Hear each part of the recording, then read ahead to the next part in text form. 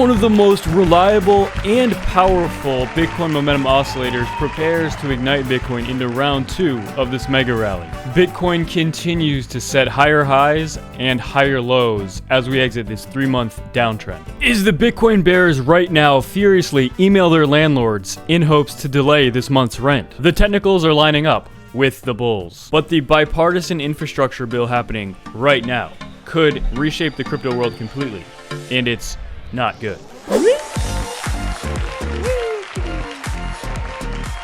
your host, Donnie, double stuffing the bears, and August is off to a big start. But what will happen between now and New Year's Eve will leave you gaping from head to toe. Holy guacamole, do we have a lot of news to be covering today, as Bitcoin not only broke above 41, but also 42 and temporarily $43,000 as well, cementing another new higher high after cementing a new higher low as well. And Bitcoin overall looks very good. And the only possible bearish news that's happening right now is actually playing out right now with this infrastructure bill. So we're going to be taking a look at that as well and what this could mean. But more importantly, how there are so many things shaping up right now to absolutely skyrocket us into a September, October, and potentially Christmas Day miracle. And you're absolutely not going to want to miss that. So there are actually some proposed laws happening or being formed and voted on right now that could actually stifle what I believe is going to be the most explosive and important part of this crypto market. And it has not to do with proof of work blockchains, but actually proof of stake. And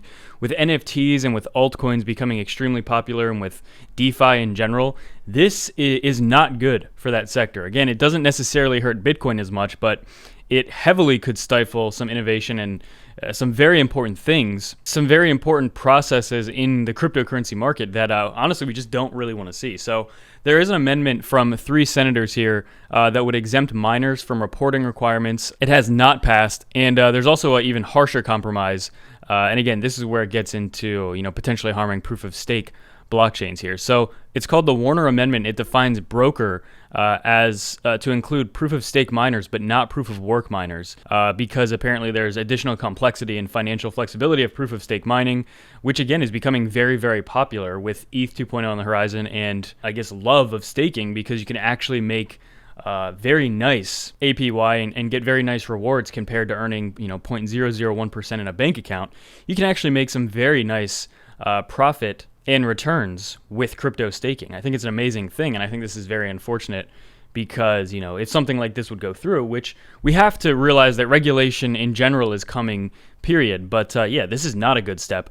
Also considering they just tacked this on last second, like they often do with policies, to this infrastructure bill. This had absolutely no reason to be included in this. It had no time, no chance to be deliberated. Not to mention, none of these senators, there's literally a handful of senators that exist that know the very first thing about cryptocurrency.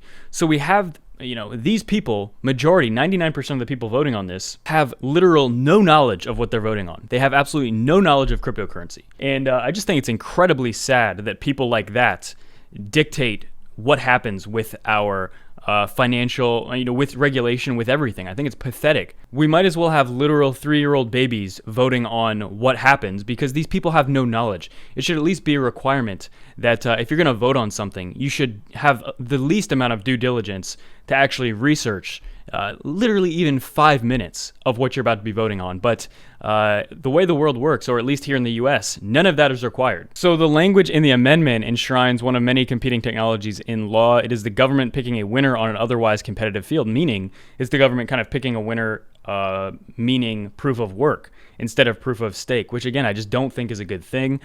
We have these clueless people, these clueless fossils, pretty much telling us what we can and cannot do with our crypto investments. And I think it's very, very misguided. And obviously, I wonder who would be behind pushing laws like this. It's obviously the people that have the most to lose from cryptocurrency gaining adoption. It's obviously like the big banks or anybody that feels threatened by the crypto space. So I'll leave a link to this below because we can at least make our voices heard.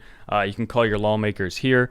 I will leave a link to this in the video description. But as well, we have Bitcoin actually touching on a little above $43,000 today for the very first time since about May 18th, as it was plummeting below those levels.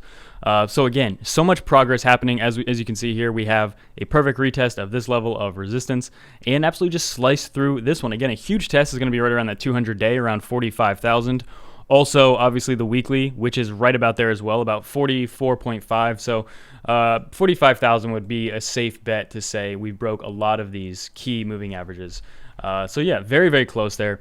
And ultimately getting a weekly close, as we mentioned, above this gigantic fettuccine level around 40,000 is absolutely massive. So if we can get a new weekly open in just a few days here, above 40,000 would be very, very extremely bullish. But as we mentioned as well, we see this MACD crossing over. It was an amazing sign of the top back here, kind of towards the middle of April, which, we had that initial drop.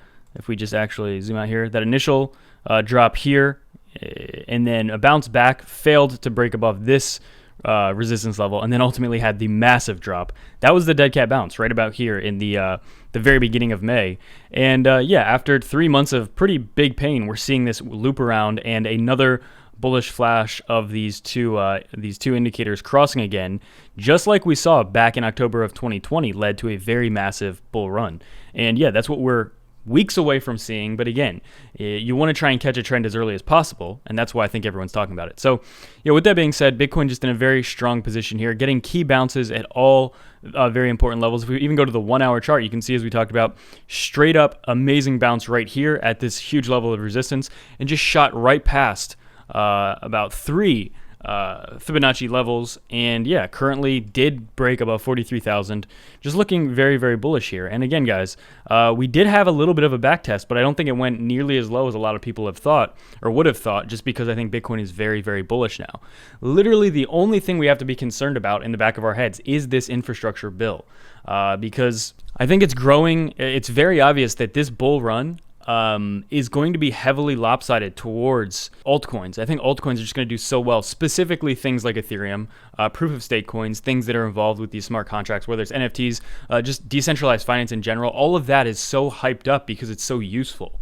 And it actually has a very real utility for people's lives. Like, it helps people's lives. So if something like that would be hindered because of silly US laws from people that can barely dress themselves in the morning, I just think it's a really big shame. And again, that's why I think it's important that we speak up about it. And that's why I'm talking about it right now, because I think it's a very big, silly thing. And again, the government has always gotten in the way of progress. And why would this be any different? But with that being said as well, there is only one large resistance level above us, in my opinion, and that's right around that $46,000 level.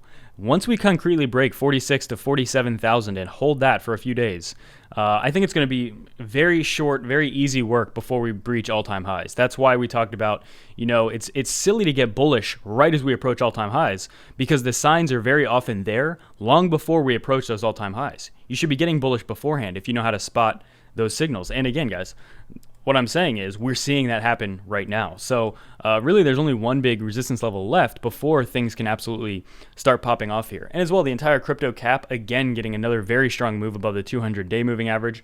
Overall, just very bullish things shaping up in this space. And as well, we see Ethereum getting very close to 2,900, doing extremely well. It's up about, almost 70% from the lows just about 3 weeks ago. Yeah, make sure to give the senators a call. Let your voice be heard, because this is absolutely silly. The fact that they just tack it on last second to one of these bills, it seems to be how they always do it, because they're manipulative. They absolutely do not have the best interest of the people whatsoever at heart. It is the exact opposite, okay? They could care less about you. In fact, the more they can suck out of you, the more they can steal from you, the better. That's their goal. But without any further ado, that's it for me. Bye-bye.